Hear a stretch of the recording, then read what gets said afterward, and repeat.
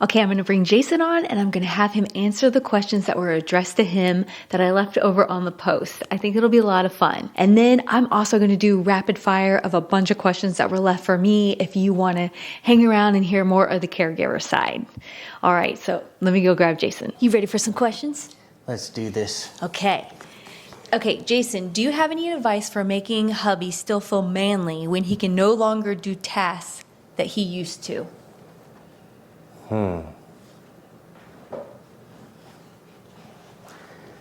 Well, I do not appreciate condescending. So it may sound like you're trying to be helpful, and it is, that you're trying to be nice, but I don't like it if somebody's like, oh, it's okay, you can, I don't like that. I don't want to hear I suck, but so I don't have a good... Do you prefer people to just be honest with you, I think? Yes. Like, hey, dude, you're not doing this right. Yes. Yeah. So that manly aspect is really not an issue for you, so maybe Right. that wasn't the best question. Well, yeah, because there's some people that probably can't take a little criticism. Not that there's any, I'm not perfect. I know I'm not perfect. I never was before anyway, so. Right. Okay. They want to know, do you have any siblings and do you see them? I have two brothers, one older and one younger, and I do see them periodically.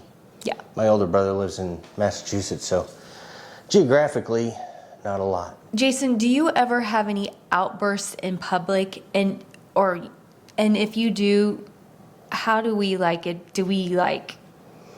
how do we handle that? Well, I don't go in public a lot anymore, so I don't know. We've kind of eliminated Jason going in public too often anymore. I try not to take him out when he's feeling super overwhelmed. Muskrat, Yeah. code word that you need to cool it. Yeah. And so if he is acting inappropriate, I remind him that he's acting inappropriate. We no longer tiptoe around this disease. Like, if something's happening, we're like, hey, dude, knock it off. Like, we're in public. Like, we just put it out there. We're not like, I don't do that anymore. And do you think that's the best approach? Yes, It hands is. down. It is for Jason. How do you feel? Because people are asking this, and you need to be honest, because I think you're struggling with this. You don't like outside people to come in to want to take care of you. No. Explain a little bit about that, because how are you going to feel when I do get to where I have to have people do that? Why would you have to do that? Well, so what if I have to go places and do stuff? What if I have my own doctor's appointments and stuff? Whatever. All about you. Okay. How dare you have a doctor's appointment, Leslie? I don't have an answer for that right now. I don't know what to say. You just want me to take care of you? Yes. Well, I don't want other people. And we do have people that you do feel comfortable with. Kelsey. Yeah, there you go. So Kelsey can come sit with me. She has two toddlers. Why not three? You are the third toddler. What good has come about as a result of this disease?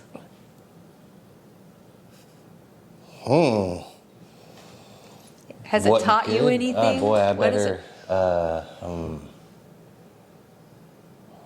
I mean, I'm struggling to find a silver lining.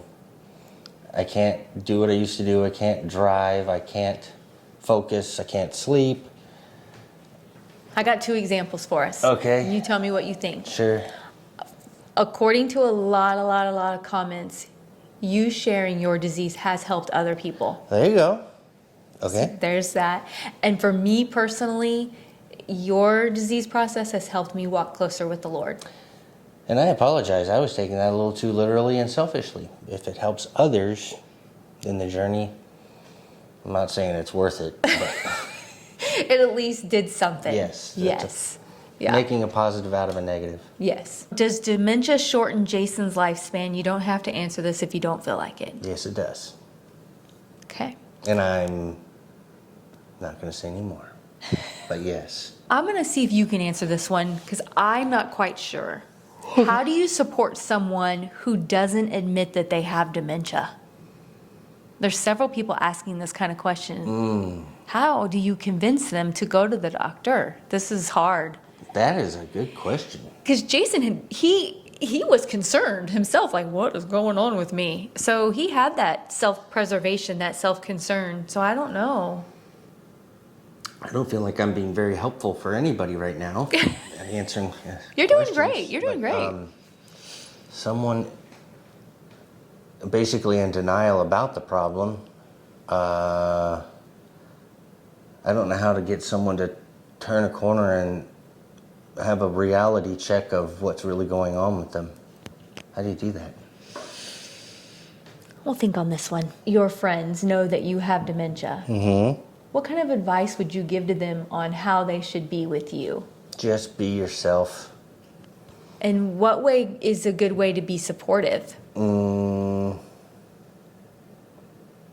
Just be yourself and be friends. You guys were friends before. Just be friends now. But again, I don't like condescension. Not that I don't like, Coddling. Coddling, that's it. I don't want you to be, just be like you were before. I know I can't do what I used to do, but I don't want coddling. Just be your friend. That's good. We were just talking about this at the doctor's office. Has Jason's food preferences changed? Yes.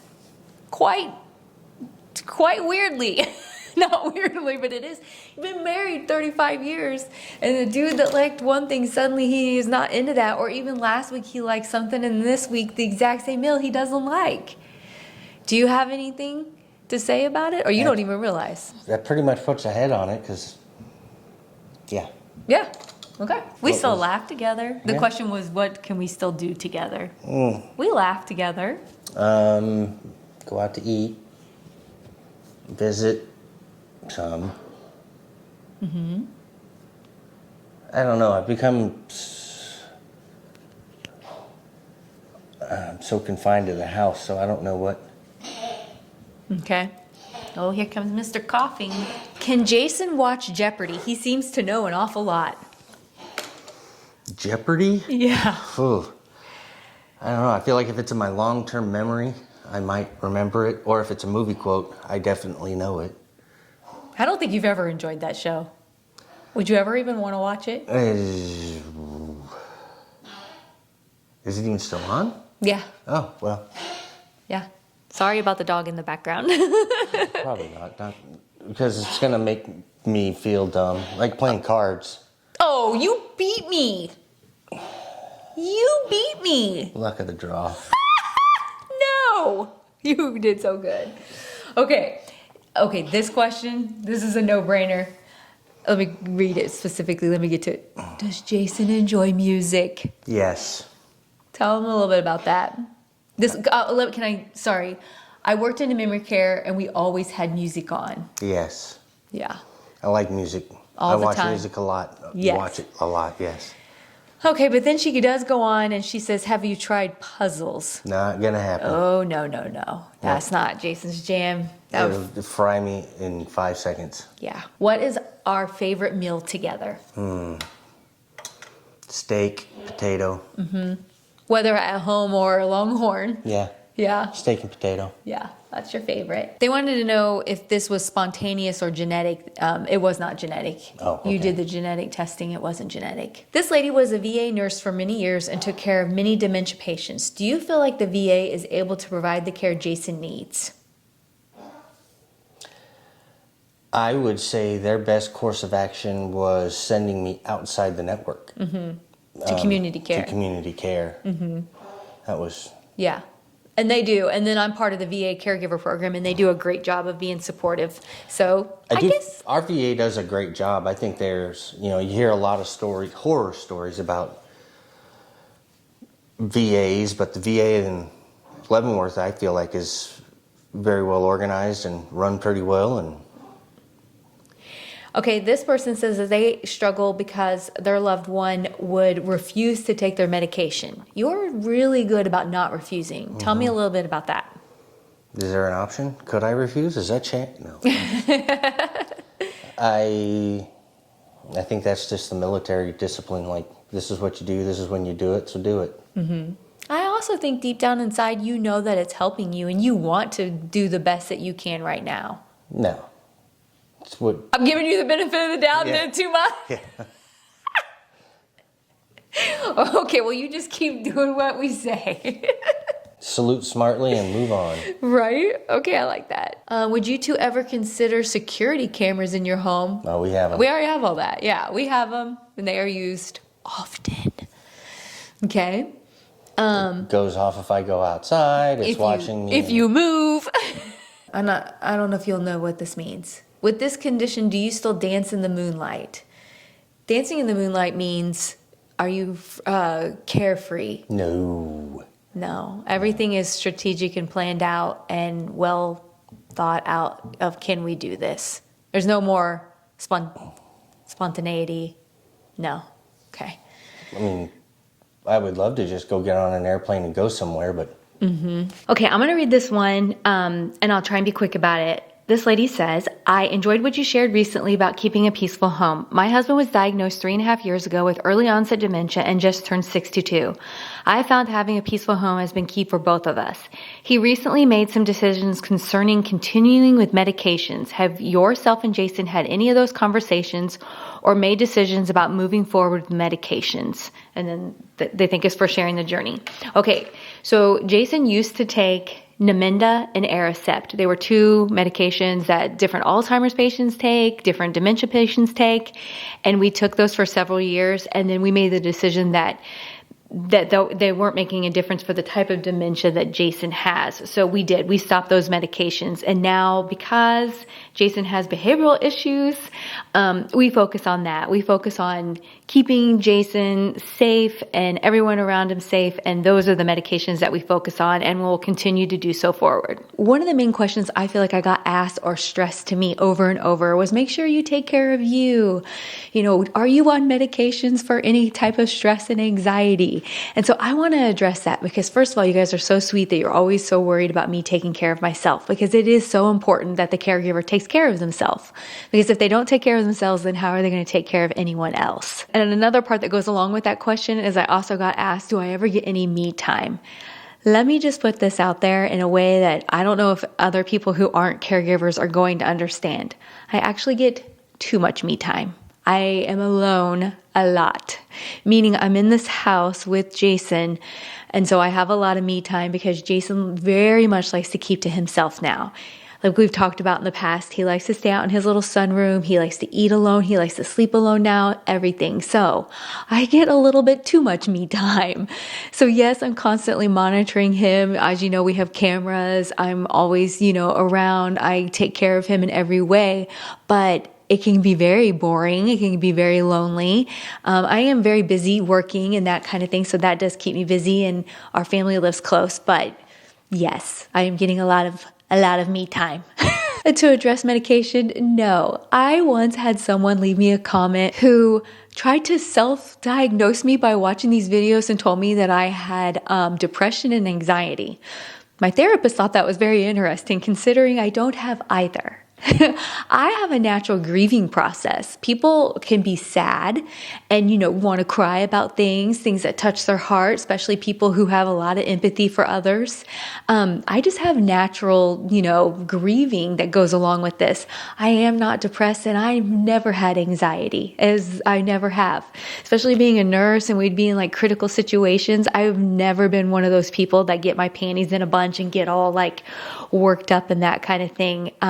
I very much can work through it. I have wonderful coping mechanisms, and no, I do not take any type of medication, and I feel super blessed that I don't have to. Is there anything wrong if you do? Absolutely not. You got to do what's best for you. The amount of medication that Jason has to stay on in order to continuing functioning, that is like such a blessing. You guys obviously know that taking care of Jason and this whole dementia journey has pretty much turned into my life. His life is my life. The way he sleeps is the way I sleep. I feel like there's a lot of ups and downs, and there's been a lot of difficulties when it comes to that. That's why I was so grateful to connect with today's sponsor, MIDI Health. Health. They are a virtual care clinic created for women like me and you who are in midlife, who are juggling everything. We just want to feel like ourselves again. The difference with MIDI is their clinicians specialize in perimenopause and menopause. I don't know about you guys, but when I would go to the doctor, I never felt listened to. I never felt seen. I never felt heard. I would walk out of there feeling frustrated. Their clinicians understand the challenges of perimenopause and menopause, how it can affect your hormones, your mood, your sleep, your skin, your hair, your weight, you name it. You guys know that perimenopause and menopause affects all of that. I want a clinician that understands that and who can help me. You guys are busy like I am. Being a caregiver, we know, takes up a big majority of our time. I don't have the luxury to hop in a car and go see a clinician anytime I want to.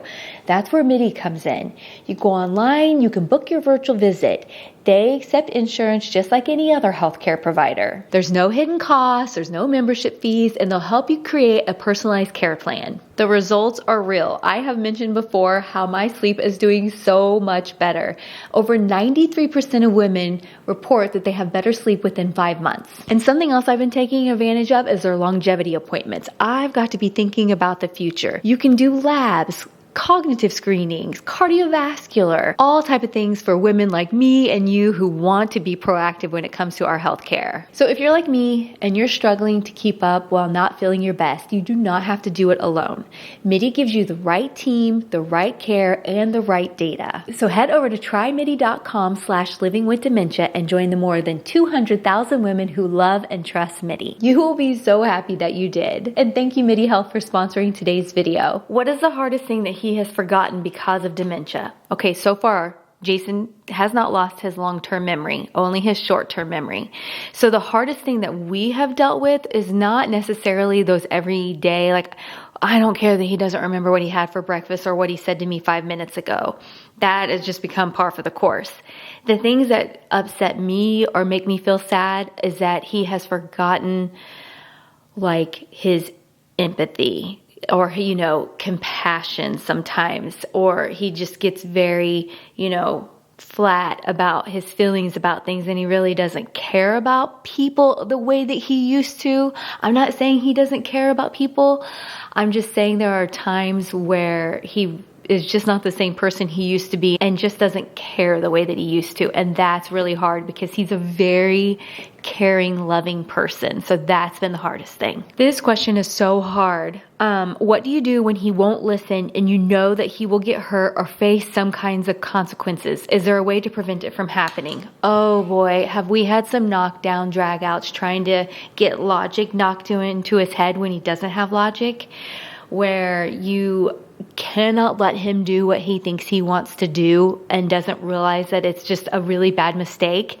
So a lot of times I take it out of my hands, and this is when I would call on maybe like my daughter or an outside person, because sometimes when you're the caregiver, you get the brunt of everything, and they really sometimes don't want to listen to you anymore, because he always tells me when he's in the right frame of mind that he knows I'm logical, he knows I'm making sense, but at that time, he just doesn't want to hear that. So a lot of times hearing it from someone else, like say Kelsey will be like, Dad, that is so silly. Why would you want to do that?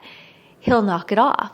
And so I try not to like make her have to do that, but she's in this with me. And so that's something that I really have to use when things are really bad and I know I'm not getting him to listen to me. This person, that's very nice. They said that I'm such an inspiration to so many caregivers, and thank you to both of us for sharing the videos. I'm wondering if both of you go out for walks in the fresh air like in a park. Jason used to be my walking buddy. I walk all the time. He no longer wants to walk. He does not want to walk anymore. He does not enjoy that. So part of the problem is I believe that his medication makes him sweat excessively. And so any little thing that he does, literally, it's the tiniest thing. He will just start sweating. And so if you put him in, like, we go outside and he's walking, he just looks like he got out of the shower, and he doesn't enjoy that. So no, he no longer likes to go for walks. I lost my walking buddy. Who has decided future choices if things progress to an unmanageable stage? You and the girls, you and Jason. I adore your channel and all the content. Jason and I, back back when he was not as far along, we made all the choices together. And then he trusts me to make the right decisions for him. Not only because I'm his wife and his best friend and been with him since he was a teenager, and we're about to celebrate our 35th wedding anniversary. But we made the decisions of everything going forward. And and so anything that we have planned out to where whether he would have to go into, a facility and that kind of thing, we have that all planned out and we decided that together. This person, there's a long part of it, but I'll get to the nitty gritty of the question. She said, do you worry about Jason maybe getting mean or physically harming you? So I did. When we couldn't get Jason's mood under control and everything, there's so much. You guys just see the happy-go-lucky side. You don't see the angry, mean, explosive side that he can now have that he never had. And so, but they're doing a very good job of keeping on top of it. And I don't feel like it. I know we're going to chase this entire disease, and we are on top of it. We have safety measures in place, and right now medication's good, mood is good, and I know, because I'm with him 24/7 almost, I know when the mood's going down. I know ways to de-escalate the situation if he's getting frustrated. And so all those kinds of things I have learned through just being around him, through looking into different education, different support groups, and that type of thing. And so, no, I don't worry about him getting mean with me because I know it happens and I think I have the situation figured out how to handle it. So I hope it stays that way. This person had a father and that became unsafe for him. They lived on a pond and had a pool and kitchen items. Will this be true for Jason as well? And what kind of safety measures do you have? Okay, so I think everybody's different. We all know that. I've tried to stress that over and over and over. And it depends on what kind of dementia do they have? How is it affecting them? I have safety measures in place. I have cameras. I also know Jason like the back of my hand. And I'm not saying he can't do something unpredictable. Until you get to that moment, you never know. And so right now, I love that Jason still mows the grass. He adores his tractor, and that's what he loves to do. And the doctor agrees, keep letting him do it. We're going to keep on doing that kind of stuff and allowing him to have fun. If we don't let him still do these types of things, I'm not going to let him just sit in the chair and wither away. Go swimming in the pool. Go ride your tractor. And until I feel like something is wrong, I'll address that then, but right now, he's got eyes on him 24/7 and we're doing good. I was wondering about doctor's appointments. I'm not sure when to speak up to my husband's appointments. My husband will say everything is great, but not so much. Okay, I'm just going to let you know right now. You're going to get to a point where that goes out the window. We're not going to play those games where we're just going to act like everything's fine. Jason will try and do that, and I'll be like, no, everything is not fine. I will speak up. I have a really good relationship with his doctor now. We've been going to her for several years. She knows everything ain't fine. But if you're in the beginning stages and you want the proper care and the proper diagnosis, you got to speak up. You got to lay it out there. And it can feel uncomfortable. I absolutely hate when I go in and I'm sitting there with Jason and me and the doctor are going over everything that he's been doing. I feel like I'm tattletelling on him, but at the same time, I know that what I'm doing it is for his best interest and my best interest in order to keep the situation safe and, going forward in the right direction. You're just going to have to get tough and you're going to have to put it out there. Do you think there'll be a time when you can no longer care for Jason by yourself at home? And have you made plans for that? And if so, what are they? Yes. So the VA, one of the questions I will address really quick is, someone else said, does the VA feel responsible because of what happened, because of the brain injury and that stuff? Yes, they do. They do pay for all his medical care. And I will let you know that we do have a facility picked out for the future should we need it, that the VA will provide the funding for. And so that is always an option. It is there should we need it. My biggest concern is not being able to take care of Jason in a mental aspect. My biggest concern is being able to take care of him in a physical aspect. No, Jason is not like this large man, but Jason is one of the strongest people I know. And you can ask so many people around us. He is a bull. He has always had gigantic biceps and dude, he is strong, like so strong. And my biggest concern is being able to take care of him physically if there was something that comes to that point. So we will address that. Being a healthcare worker, being a registered nurse, there are a lot of aids in that way. And I would prefer to keep him at home where, it's just easier. But at the same time, we're just going to have to play that by ear. But yeah, I know I have that. I have it all set up and set to go should we need it. But, I could always hire, like a home health to come in and help me, or in there, all kinds of equipment and that kind of thing. So we'll see what happens, but yes, that is the plan. This lady says, hats off to both of you. I hear a lot about high protein diets helping memory loss and how detrimental sugar is. Have you tried adapting the diet in a way during this process? Okay. When Jason got diagnosed, I want to let you know that Jason was in the best shape of his life. So Jason had been in the military. He was part of a pararescue squadron. Jason ran, was a swimmer. You name it, six pack, all the things, and was in the best shape of his life. How'd that work out for him? Did that great diet and exercise and all that do anything? Did it keep it from him? No. I think that there is a lot of BS online about how you get to a certain stage and they act like it can cure it. And people are like, you should look into this doctor and you should look into that doctor and you should have a carnivore diet. No, you should eat vegan. It's so obnoxious. I'm in a support group where collectively there are over 1,000 of us in there. No one has been saved by a diet. I want you to remember that next time somebody wants to suggest that. Do I think that that's beneficial and that's great? And I think you should do everything that you can to give yourself the best options? Sure.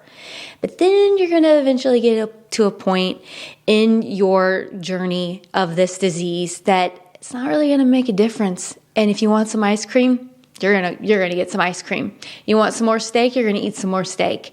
Why would you do that to yourself? This is just like when my dad was dying of lung cancer and he was a smoker, and suddenly a few weeks before he died, someone wanted to say that he shouldn't smoke anymore. Get out. We're already at the end. Why would you do that to him? So just think about that kind of options and where you're at in life. And keep in mind, this is just like those marathon runners who are in the best shape of their life and they have a heart attack and they die.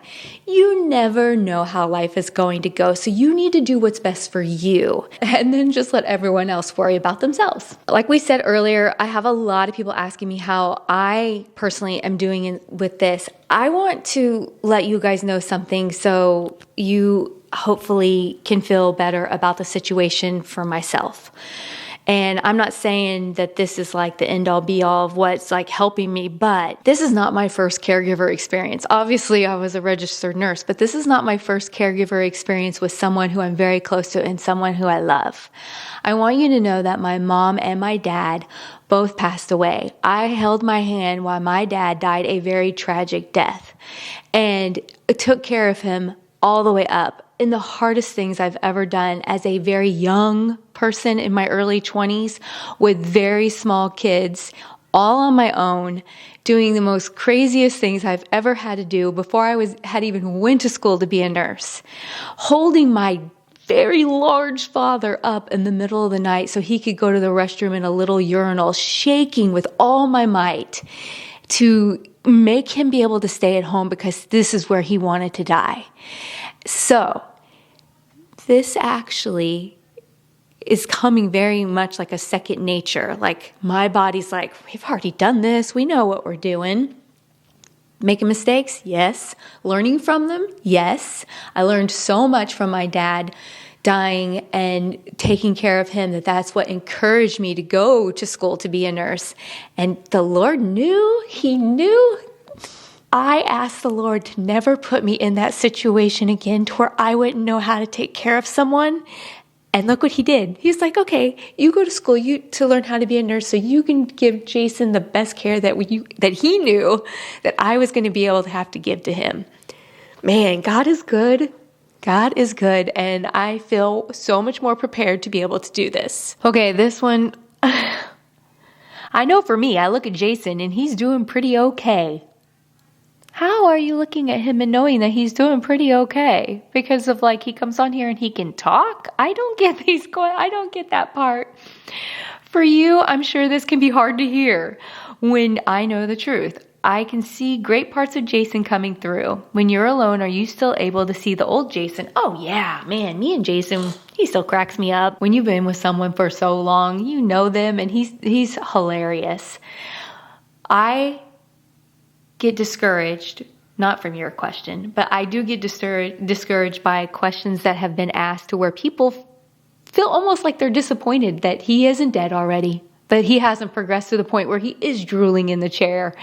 They don't take into account like when we started, Jason could still drive and he could still cook and he could still, all these things. He was awake most of the day to where, now to see him struggle to do anything, to take that independence away to where he can't drive. He can't do things financially. He can't have even a conversation with you while trying to look at something else without his brain completely frying.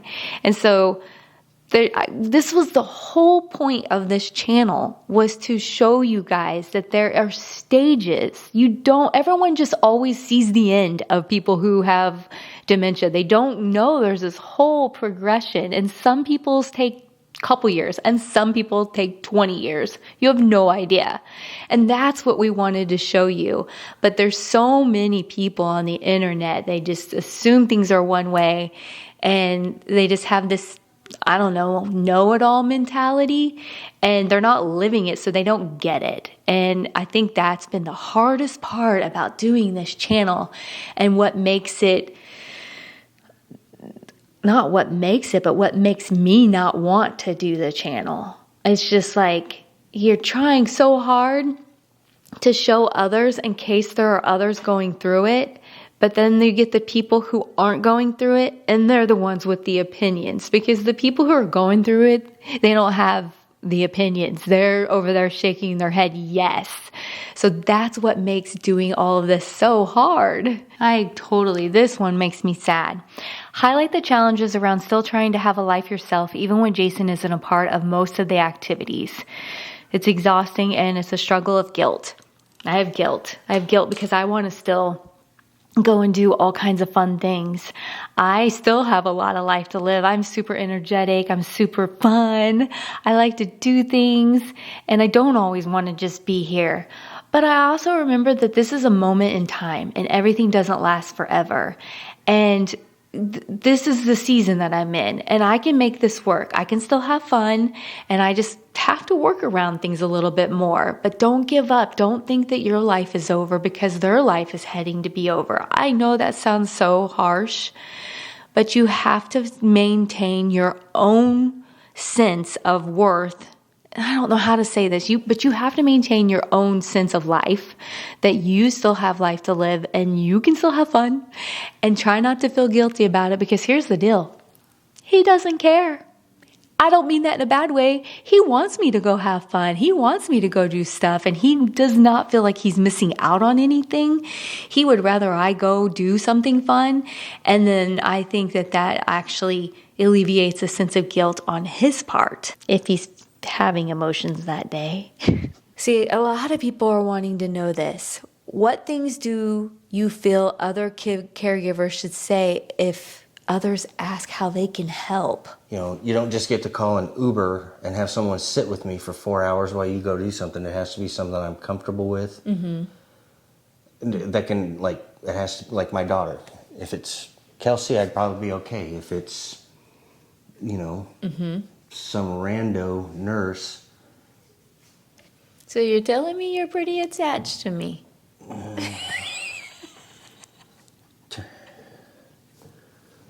They took away the deposit return, so if it's like putting down a security deposit, if I turn it, I don't get my money back. I mean, you've already invested in 35 years. I mean, you got to at least reap what you've sowed there, like the benefits. It took me 34 to get her trained right. I was smack you, punk.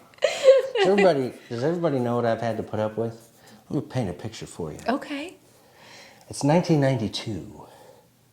We're in Caribou, Maine. Oh no, what are you? Of course, love that he has this long-term memory. We go to a Chinese restaurant. First time she's ever been to a Chinese restaurant. Okay, I lived a very sheltered life. Well, we don't need to talk about that. And it's beef with green peppers. And this, as a girl growing up in the Midwest, should be served with a baked potato. If you're having any kind of steak, you better have a baked potato. They didn't have steak. But she's a fan of fried rice, and Asian food in general now. Yeah, but he's making fun of me because I literally asked for a baked potato at that restaurant. Mm-hmm. You're never gonna let me live it down, are you? No. Caribou, Maine. I was sheltered. Yeah. Okay, you kill me. All right, I think. Oh, well, funny you should ask this question. We're gonna end with this because this is a very much asked question over and over. Have doctors refined Jason's diagnosis? I know when this first started, they thought he had Lewy body dementia, and then this person recalls that it changed. Oh boy. We were just at the doctor today. And here's the deal. Jason's dementia is not going textbook. He definitely has a behavioral variant type dementia, but they also want to enroll him in a CTE type research because they really think that this is all because of having CTE. Mm-hmm. Because he has a traumatic brain injury. Honestly, he's had multiple brain injuries. He was a crazy kid. We are probably never going to know what type of dementia Jason has until he passes and we do an autopsy, correct? I don't know. Sure. Well, she was telling you that today. So yeah. So that's kind of where we're at. Okay. You fried? Yeah. All right. Well, thank you so much for answering everyone's questions. Thanks everybody for tuning in. I appreciate it. Look forward to the next time. It might be a while.